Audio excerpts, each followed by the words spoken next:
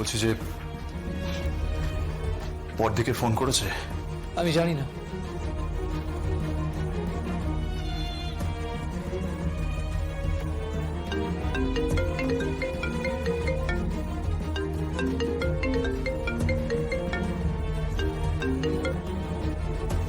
Hello, বড়দি কি করছিস? আপাতত স্যালাড কাটছি। স্যালাড কেটে তারপরে বাড়ির সবাইকে খাবার সার্ভ করব। তারপরে সবার বিছানা করব। এদিকে বাড়িতে আমার যা আছে না, দীপিকা আবার মশারি ছাড়া শুতে পারে না, ওর জন্য মশারি টাঙিয়ে দিতে হবে। আর তারপরে সবাই শুয়ে গেলে তারপরে তোকে সত্যি এসব মানায় না, জানিস তো? মানে আমি তো তোর সামনে নেই এখন, তাই হাত জোর করতে পারছি না। ফিরে আয় বর্দি, প্লিজ ফিরে আয়। কি? হ্যাঁ বর্দি, বর্দি এই মুখার্জি পরিবারের তোকে ভীষণভাবে প্রয়োজন বর্দি। এখন যে ক্রাইসিসটা চলছে, এত বড় ক্রাইসিসটা তোকে প্রয়োজন বর্দি। এই ক্রাইসিসটাতে প্লিজ বর্দি ফিরে আয় না, প্লিজ। হঠাৎ তুই এই কথা বলছিস? হ্যাঁ বলছি বর্দি, আমি তোর ভাই উৎসব, আমি বলছি এই কথাটা। আর আজকে আমি যে কথাটা বলছি না, আমি কিন্তু মন থেকে বলছি বর্দি। প্লিজ তুই ফিরে আয় না, আমাদেরকে একটা সুযোগ দে না বর্দি। চলো আবার আমরা সুন্দর করে একটা পরিবার বানাই। না না বর্দি, আমি কিন্তু কোনো ফাঁকা বুলি দিচ্ছি না, ফাঁকা আওয়াজ দিচ্ছি না দুর্গার মতন। ও তো একটা পরিবার চেয়েছিল না, এই তো পরিবার। সেই পরিবারটাকে জাস্ট ভেঙে দিল বর্দি, ভেঙে টুকরো টুকরো করে দিল। আমি তোকে চাইছি যে নিখুঁত ভাবে সেলাই করে পুরো পরিবারটাকে মেরামত করতে পারে, পুরো পরিবারটাকে ঘিরে রাখতে পারে।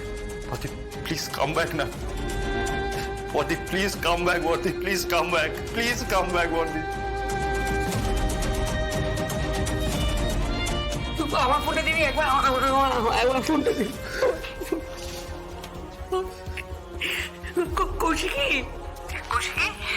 কৌশিকী তুমি ফিরে এসো কৌশিকী, সবাই মিলে বলছি তুমি ফিরে এসো কৌশিক। শোনো না, আমাদের জন্য নিমন্ত্রণ করা হয়েছে, অনুষ্ঠানে যাব, চোখের সামনে দেখবো অন্য একটা মেয়ে কোম্পানির দায়িত্ব নিচ্ছে, যে মেয়েটা এই পরিবারের সঙ্গে এরকম নেওয়া খারাপই করলো। হারলাম কোথায় কাকিমণি? হারিনি তো। এই যে তোমাদের চোখের জল, তোমাদের অনুনয় বলছে যে তোমরা অনেক পাল্টে গেছো, তোমরা সবাই পাল্টে গেছো। হ্যাঁ, আমি কিন্তু হারিনি। এতদিন পর শেষমেশ তোমরা একটা পরিবার হতে চাইছো। হ্যাঁ, এতদিন পর। আর কাকিমণি, এটা তো দরকার, পরিবার গড়া তো খুব দরকার। চারিদিকে দেখো না অবস্থা, চারিদিকে তো শুধু ভাঙছে, পরিবার ভাঙছে, সম্পর্ক ভাঙছে। সেখানে একটা পরিবার গড়া তো খুব দরকার কাকিমণি, খুব। সেখানে আজ এত বছর পর তোমরা পরিবারটা গড়ার কথা বলছো।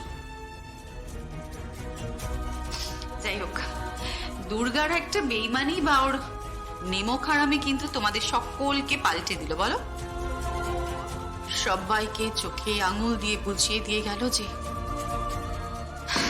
এইবার হয়তো প্রয়োজন আছে সকলের একত্রিত হওয়ার। তুমি কালকে আসবে? আসবো, অবশ্যই আসবো।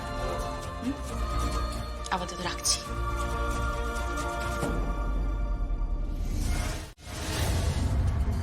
কাল অফিসে একটা সার্কাস হবে। সার্কাস? কিসের সার্কাস? ওই তোমার মেয়ে রিং মাস্টার হবে, ওর হাতে একটা চাবুক থাকবে আর সেটা দিয়ে সবাইকে নাচাবে। তোমাকে, এমনকি আমাকেও, কাউকে ছাড়বে না। আমি ঠিক বুঝতে পারছি না যে এতগুলো ঘটনা ঘটে যাওয়ার পরেও বর্দি কি করে চুপ করে আছে, কি করে বা মেনে নিচ্ছে দুর্গাকে। এত ক্ষমতা পাওয়ার পরেও ও ক্ষমতার অপব্যবহার কেন করছে? দুর্গাই বা কি চাইছে? দিব্যা সেনকেই বা কেন বিশ্বাস করছে? অনেকগুলো প্রশ্ন, উত্তর আমি পাচ্ছি না।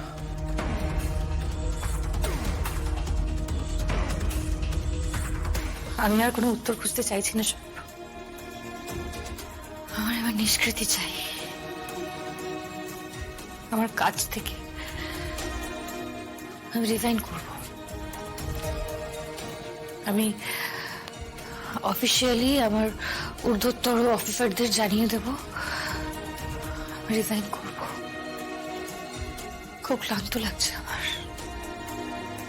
এবার এই বাড়িটা থেকেও চলে যাওয়ার পালা বোধহয়। চলে যাবে? কোথায় চলে যাবে? আমি জানি না সব। দুর্গা বলে দিয়েছে না,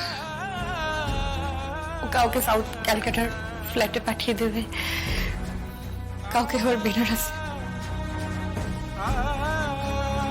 ফুটপাতে এনে দাঁড় করিয়েছে বাড়ির সবাইকে।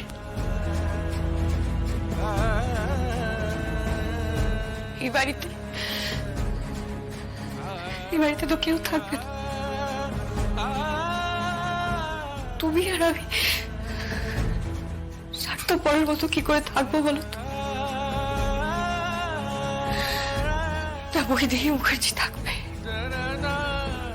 না রাজনাথ মুখার্জি থাকবে, না দিবানাথ মুখার্জি থাকবে, কেউ না। থাকবে দুর্গা একা। বাড়িটা পুরো খাকা করবে। আমি এখানে থাকতে পারবো না।